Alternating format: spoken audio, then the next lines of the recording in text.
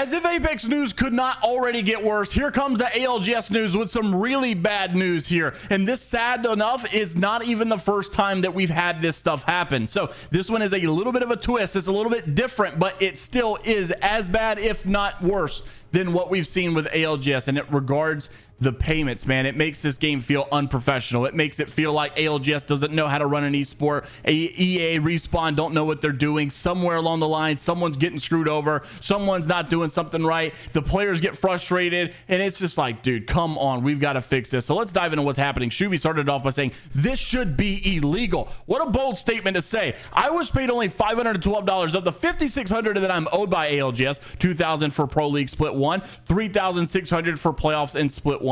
These tourneys were played months ago. Now, Shooby, I completely agree. You should be paid not only properly, but on time. The crazy thing about it is this is not the first time we've had late payments. Last time we actually did this story, JMO, also known as PvP back in the day, had to wait an entire year to get paid. Ironically enough, whenever he did this, it was actually like an outrage over like the span of a week. He came out to say, it's been a year, I haven't been paid. People started to comment and say, me too, I didn't get paid either. I didn't get paid either. Suddenly, the next week, ALGS decided to pay out all the people. Were they really deciding to just do it on that week, or did it have anything to do with the social media outrage that followed? Interested to see if this one takes a similar path as well. But Shooby comes out to show, here's the proof. I got $512. You can see it right here as a payment. And then here's the proof of what he was owed, right? For the team base, they got $6 grand. For the Pro League, they also got 11 grand for the playoffs. Then you go into comments. The sad part, not only is this not the first time it's happened, of course we've had this happen in the years past, but then you've got people in this year, not just Shooby.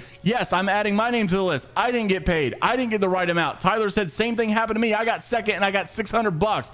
People saying same here. Kimchi, same here, brother. Many people go on to say this is not the first time. Reed's also saying it. It's just like ridiculous that this happens. Then Zerfer comes out to say he received $100,000 for winning ALGS EMEA Split 1. Obviously, he didn't win ALGS EMEA Split 1, and he gets $100,000. And obviously, some people were like, okay, this is bait. No way. Everybody in the comments was like, that's just BS. But Zeto posted the same thing. That one match day with Native is really paying off, because here comes his email saying he received $100,000 and $26.45 from Esports Engine. Like, oh my God, how do you make this fumble? How do you mess up this bad? How do you accidentally give someone that was not supposed to get it $100,000?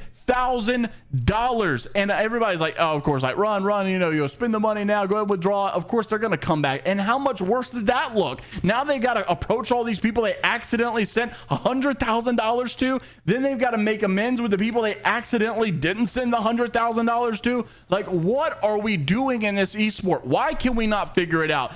It's already bad enough that the battle pass stuff has been getting under attack for the last couple of days, and we've got an update on that as well. It's like the game at its core is falling apart. EA and Respawn falling apart. They can't figure it out. Then the ALGS side of things freaking out over. I mean, dude, it's just literally not good, and probably one of the worst states I've seen in a very long time. So let's give that update. We are going to dive more into this on my main channel if you want to check it out, but there was an update to the whole battle pass thing. Apex got freaking community noted. I'm not even kidding. Take a look at this.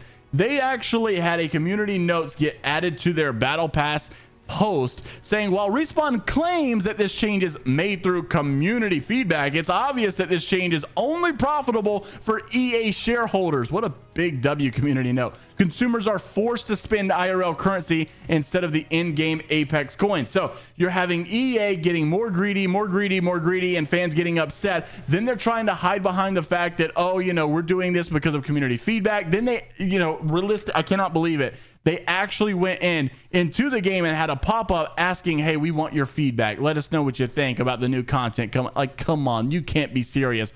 They're simultaneously ignoring all the fan base. They're simultaneously ignoring everybody asking for help, everybody asking for clarification, posting that Solos is back, a new summer store is coming, and then also, hey, we pushed an update. Like, look, man, you've got almost 7,000 comments, and you've only got 3,500 likes. You are getting ratioed by the many people that are commenting versus liking. This should be a major red flag.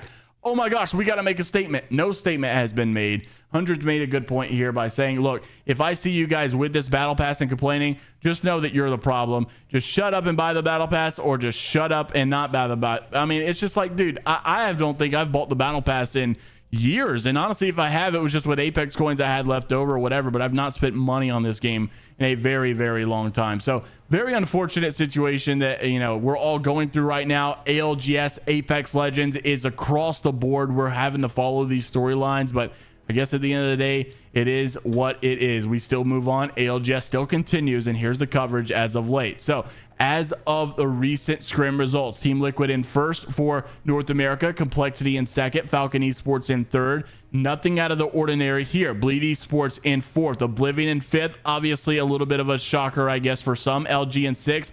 Weave, Not Moist, Furia, Pioneers in that top 10. 20th place obviously did not play. Fluffy Aimers in 19th. Temper down low. Yup, Cloud9, SSG, Elevate, TSM, Flat, and NRG all within that 11 to 18th spot here. Unfortunate obviously for them, but these are just scrims. Time will progress, and this is for regional finals practice, so it's not like you really need a big day with this pro league match. This is more of a finals, right? It's match point format, so it's a different play style. People do take match point a little bit differently, I think, than your regular pro league days. Now, we also have North American split 2 regional final draft results coming out. This is no surprise, right? This was based on seeding. I don't think anybody really expected it to go any other way. Falcons obviously got the best pick. They're going with Checkpoint North, and they're also going with Skyhook West. You can see Furia, TSM, LG, and SSG got the top 5 picks as well. All the way at the bottom, of course, Temper got last, and they're going to be hit with Big Mod and Coastal Camp. Honestly, Coastal Camp, of course, not a big pick, but Big Mod, on the other hand, I don't feel like it's that bad. I really don't. I feel like that, you know, Big Mod has they have potential to have a good World's Edge game, and of course time will tell if they do get that. Elevate here in the middle of the pack, they went with Northpad and Stacks. They're going to have a very interesting immediate fight over there with Temper if they decide to take it, and obviously it's going to be huge KP if they can off the rip, but don't count Temper out. Obviously they have had their moments in the last couple of weeks and could very well pull off an upset. Now, more in the middle, of course, Moist is another team we've been following. They've kind of made this crazy run for themselves, not looking good at the beginning of the Pro League season. Now they're looking good. Now they're looking like they actually might make champs or make land. They've got Cenote for Storm Point, and they've got Skyhook East right on the flip side of Team Falcons with Skyhook West. Now, obviously, if you're not familiar with ALGS, this one is not necessarily as dangerous. I guess Big Mod and Stacks are pretty close to each other. A lot of times those teams like to fight, but Skyhook and Sky West are very, very far apart as far as like the POI being so big. I don't think you've got to worry about Not Moist. If I'm being honest with you, I don't think these guys will fight off the rip or anything like that. So very interested to see how this whole regional finals breaks apart. This is not the only regional finals we have. Of course, we also have the EMEA scene going down as well, and this one is going to be one that I think is going to be big and probably more determining for these teams, because like I kind of think we know where North America is going. We can kind of see the patterns that these teams are taking. What we're not seeing, on the other hand, is the EMEA side, right? You've got NIP in a weird spot. I think we all kind of thought they would be top 5, but they're not. This regional finals suddenly got very important for them. That was not the case for many of these North American teams. They simply are doing what they need to do. Elevate, Not Moist, yes, sure, but they're kind of they're on that upward trajectory. NIP though is one that they're not just like a top team. They're not just a good team, right? Like in the North American side that you have with E8 Not Moist. NIP was expected to be one of, if not the best team in this region, and they're not upholding that standard. So that's why it's a little bit weird for them. That's why regional finals is very important for them. Aurora is no different, right? This team had so much momentum, so much, like breaking records last split.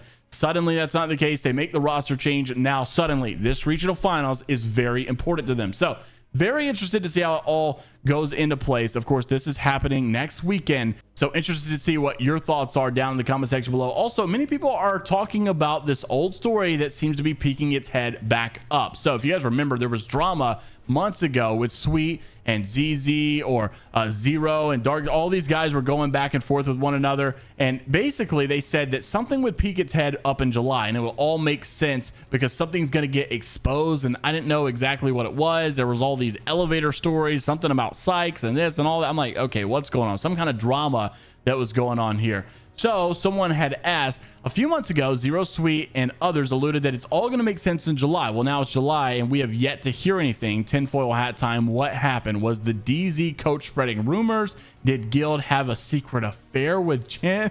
Is Funk actually Nathan? Was it really Slayer's fault? Like, what's going on? So obviously many people were like, bro, you know, this is getting a little too out there. But I think obviously, long story short, people are interested to see if this drama peaks its head again and we get more answers based on what was presented at that time. Interested to see all your thoughts down in the comment section below about the topics in today's video. Like and subscribe if you want to stay up to date with what's going on in the esports scene for Apex. Don't forget to check out our main channel if you want to see what's going on in the Apex scene in general when it comes to news in that category. And until the next time, we'll see you all later, Gators.